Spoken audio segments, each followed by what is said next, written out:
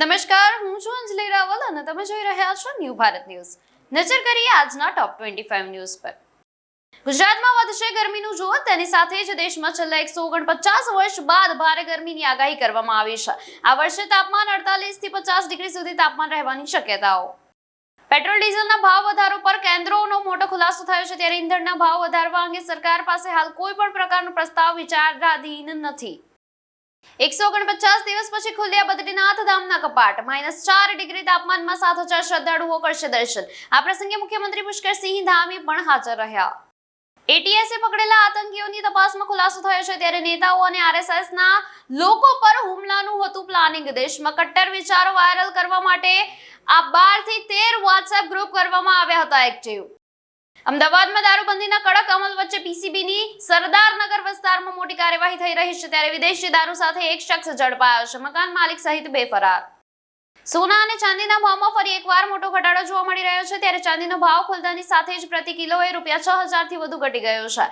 સોનું પણ ₹900 થી વધુ સસ્તું થયું. એએમસીની ચૂંટણી પહેલા અલર્ટ પર પોલીસ મૂકવામાં આવી છે, ત્યારે અસારવામાં પોલીસ કમિશનરે મતદાન મથકની મુલાકાત લીધી અને શહેરમાં કુલ 1316 બિલ્ડિંગમાં 4172 મતદાન બૂથ ગોઠવવામાં આવ્યા. સુરત પાટીદાર વિસ્તારમાં આપને પડકારવા સીએમ ખુદ મેદાને ઉતર્યા છે, ત્યારે ગુજરાતીઓને અભણ કહેવા પર મતદારોનો કોંગ્રેસના નેતા પર સવાલોનો મારો છે. દિલ્હીમાં વાયુ પ્રદૂષણનું સ્તર સતત ચિંતાજનક બની ગયું છે. નો પીયુસી નો ફ્યુલ ગંભીર સમસ્યાને ડામવા માટે દિલ્હી સરકારે એક અત્યંત કડક અને અભૂતપૂર્વ નિર્ણય લીધો છે. ભરૂચ જિલ્લાના ઔદ્યોગિક વિસ્તાર ઝઘડિયા જીઆઈડીસીમાં એક મોટી દુર્ઘટના સર્જાઈ. 10 થી વધુ કામદારો દાઝ્યા છે, તમામને હોસ્પિટલ ખસેડાયા. દિલ્હીમાં રાજકીય વિવાદ વચ્ચે ચૂંટણી પંચે કોંગ્રેસ અધ્યક્ષ મલ્લિકાર્જુન ખડગેની નોટિસ મોકલી છે, ત્યારે આ નોટિસમાં તેમની પાસે 24 કલાકમાં જવાબ માંગવામાં આવ્યો.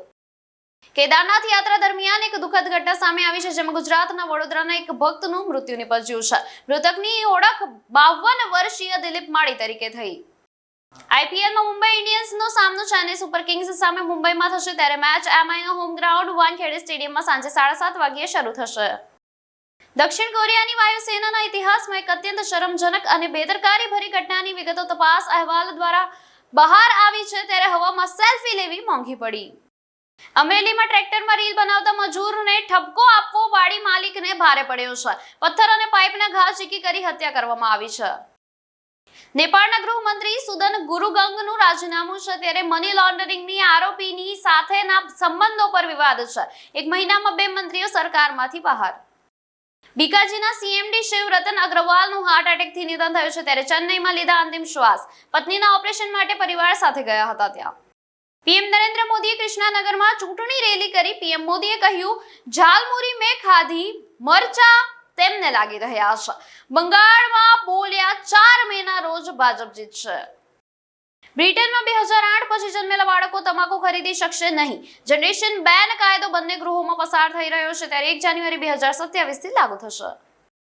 અમેરિકામાં મિડ ટર્મ ચૂંટણીમાં મોટા ઉલટફેરના એંધાણ છે, ત્યારે ઈરાન સંઘર્ષ બાદ ટ્રમ્પની લોકપ્રિયતામાં રેકોર્ડ ઘટાડો છે.